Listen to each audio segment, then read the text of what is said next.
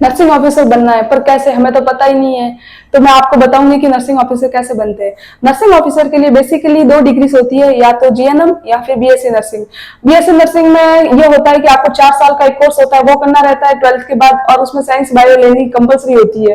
तो वो करने के बाद आप डायरेक्ट कोई भी सेंट्रल गवर्नमेंट एग्जाम दे सकते हैं, या फिर अगर जीएनएम कर रखी है तो 3 साल का डिप्लोमा कोर्स होता है, उसके पास बाद जो पोस्ट बेसिक होती है वो डिग्री कोर्स होता है, वो करने के बाद आप कोई भी सेंट्रल गवर्नमेंट एग्जाम दे सकते हैं। और अगर आपने पोस्ट बेसिक नहीं करनी है तो आप 2 साल का एक अच्छे हॉस्पिटल में एक्सपीरियंस लेके आप कोई भी सेंट्रल गवर्नमेंट एग्जाम दे सकते हैं। ये जीएनएम वालों के लिए।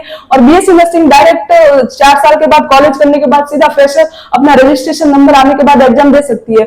तो ऐसी बहुत सारी सेंट्रल गवर्नमेंट वैकेंसी आती है जिसमें आप फॉर्म भर के नर्सिंग ऑफिसर बन सकते हैं। जैसे मैं बनी जिपमेर में देखे, मैं बता रही हूँ कि अगर एम्स ही एक ऑप्शन नहीं है, नर्सिंग ऑफिसर बनना है तो सिर्फ एम्स के एग्जाम नहीं होते, नॉर्थ के अलावा बहुत सारे ऐसे हैं हॉस्पिटल इंडिया में जो आपको नर्सिंग ऑफिसर ही बनाता है। जैसे ऐसे बहुत सारे हॉस्पिटल है जो आपको सब नर्सिंग ऑफिसर बनाते हैं। बस आपको इसके लिए या तो बीएससी नर्सिंग करना जरूरी है या फिर जीएनएम करना जरूरी है। बीएससी नर्सिंग करने के बाद डायरेक्ट एग्जाम दे सकते हैं, जीएनएम के बाद 2 साल का एक्सपीरियंस या फिर पोस्ट बेसिक करने के बाद आप एग्जाम दे सकते हैं।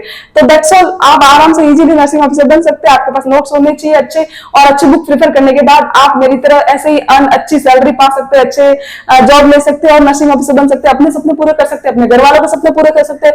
Whatever you want to do you can do. Okay, bye.